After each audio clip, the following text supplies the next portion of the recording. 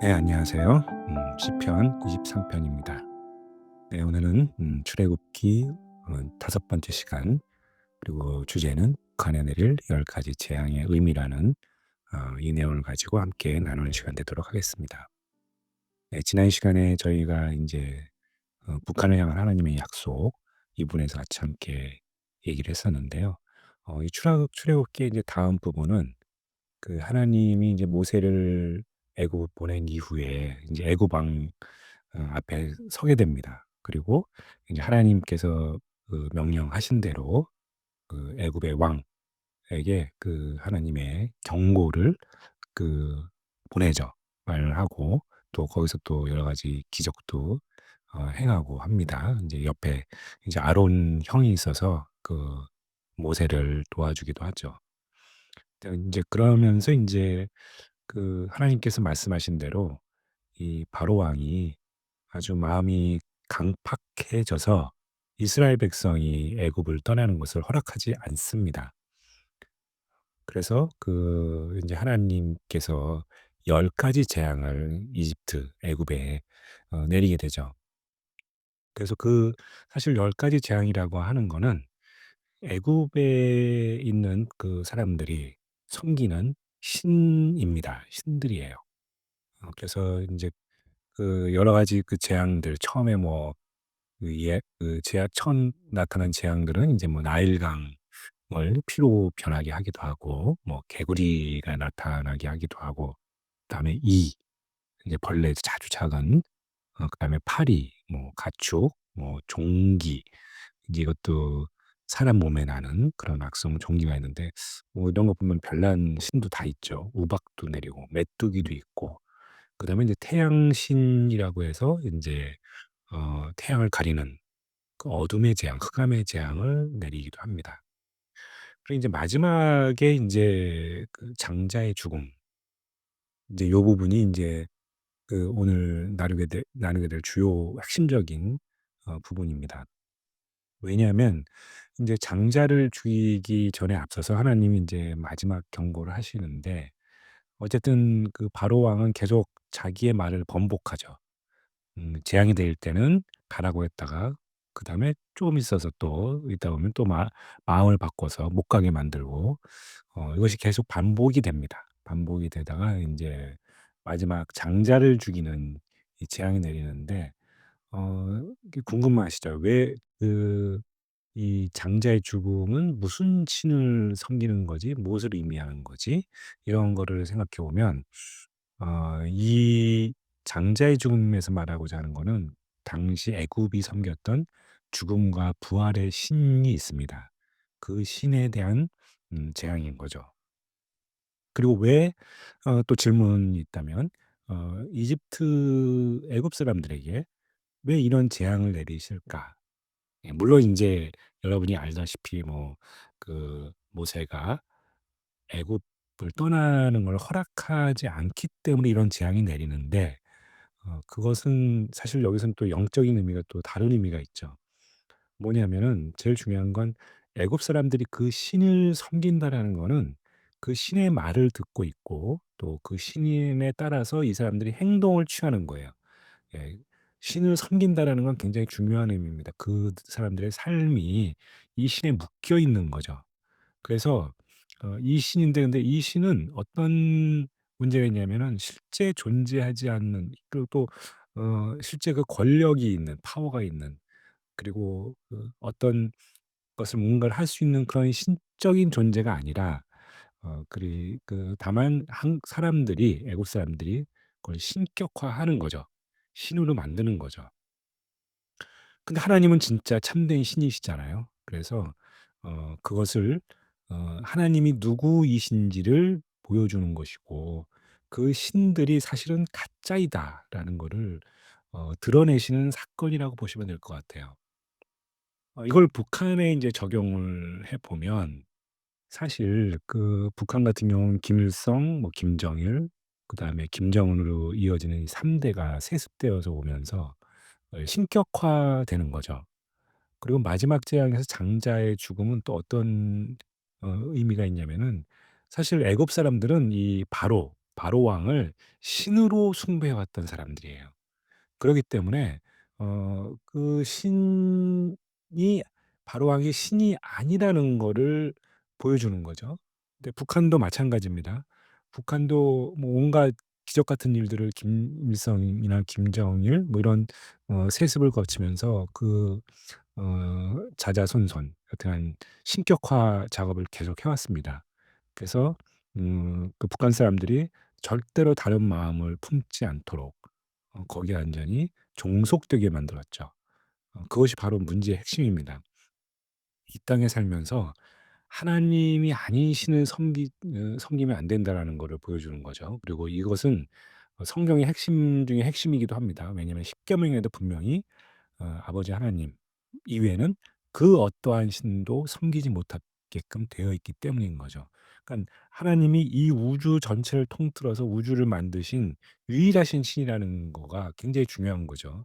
그런데 이 북한은 누구를 따릅니까? 하나님을 따르는 게 아니라 김정은을 따르는 거죠. 김일성, 김정일, 김정은으로 이어지는 이 세습된 권력을 따르는 거죠. 거기에 종속되어 있고 결국 그 권력의 노예로 북한 사람들이 살고 있다라는 거죠.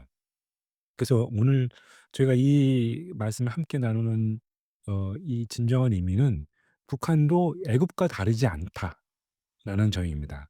똑같이 거기에는 가장 큰 악이 존재하는데 그 악이 뭐냐?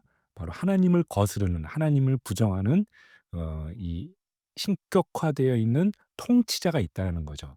이게 바로왕하고 동일한 존재입니다. 그래서 우리도 이것을 어떤 관점에서 봐야 되냐면은 어 그 땅에 다시 하나님의 그 이 신성이 회복되는 하나님의 통치가 회복되는 걸 가지고 기도를 해야 되는 거죠. 그러면 인제 그 신격화가 무너지는 그때 이 재앙이라고 하는 의미는 저 북한 땅에 지금까지도 많은 재앙이 있었지만 앞으로 다가올 재앙은 더 클 수가 있는 거죠. 그리고 그 재앙을 통해서 무슨 일이 일어나게 됩니까? 바로 하나님이 이 땅을 지키시는 그리고 자신의 백성들을 지키시는 하나님이라는 것을 언젠가는 드러내실 거라는 거죠. 또 통일이라는 사건이라든가 또 그 앞에서 일어나는 여러 가지 일들이 사실은 어디에 방향이 맞추어져 있냐면은 하나님의 주권이 회복되는 그날이 사실상 우리는 통일의 날이라고 얘기할 수가 있는 거죠. 그래서 이것을 단순한 정치 역사적인 관점에서 보는 것이 아니라 하나님의 말씀에 준해서 그 땅을 바라보는 그런 것이 필요하다는 거죠. 그리고 두 번째 인제 중요한 얘기는 어 그 이스라엘 백성들은 그럼 그 재앙이 다가왔을 때 그러니깐 마지막 재앙이 이제 장자를 죽이는 그 재앙인데 장자가 바로 뭐냐면은 어 아까 말씀드렸듯이 바로 왕의 신성을 침해하는 거죠. 신성을 파괴하는 재앙이 되는 거죠. 그리고 애굽 사람들이 숭배했던 그 신 열 번째 재앙은 죽음과 부활의 신은 아무것도 아니고 그 위에 하나님이 계시다. 진짜 하나님이 계시다. 근데 하나님은 생명의 신이라는 거죠. 생명을 주시는 분이라는 거죠. 하나님이 우리에게 생명을 주셨듯이 그리고 그 사건이 앞으로 다가올 미래에 일어날 일들 그 당시의 관점에서 예수님이 오시는 걸 또 예표하기도 합니다. 사실 유월절이 인제 사건이 마지막 재앙 때 나오는데 유월절만 또 얘기해도 또 이게 시간이 많이 가기 때문에 그 부분은 다음 기회에 좀 미루기로 하고요. 유월절이 굉장히 중요한 유대인의 가장 이스라엘 백성들이 중요하게 생각하는 절기였다라는 거를 분명히 아셔야 될 부분이고요. 그리고 그때 문설주의 피를 바르지 않습니까? 재앙을 피하기 위해서 하나님께서 알려 주셨죠, 그렇게 하라고. 이게 십자가에 돌아가시는 예수님의 보혈의 피를 의미합니다. 그래서 예수님의 보혈의 피가 십자가에서 뿌려졌을 때 저희의 죄가 사함을 받고 저희가 죽음에서 생명으로 옮긴다고 말씀하십니다. 이것이 이 부활 사건에 대한 어 구약에 있어서의 그 사건이 되는 그것을 예비하게 하는 그리고 그 예수님이 오셔서 십자가를 통해서 우리를 구원하신 그분의 보혈의 피로 어린 양이 되시 직접 어린 양이 되셔서 우리를 구원하실 거라는 예표가 되는 것인 거죠. 굉장히 중요한 이 사건이 인제 이 출애굽기 이 유월절을 통해서 일어나게 되는 겁니다. 그리고 이 사건은 그 이전에 부터 인제 계속 그 하나님의 계시와 역사하심과 인도하심이 실제로 인제 그 말씀대로 이루어져 가는 그런 것들을 우리가 목격할 수가 있는 거죠. 그래서 이 장자의 재앙이 닥쳤을 때 그 땅에 애굽 땅에 그 애굽 사람들이 섬겼던 10 가지의 이 신들이 정말 모두 죽어나가는 상황. 예.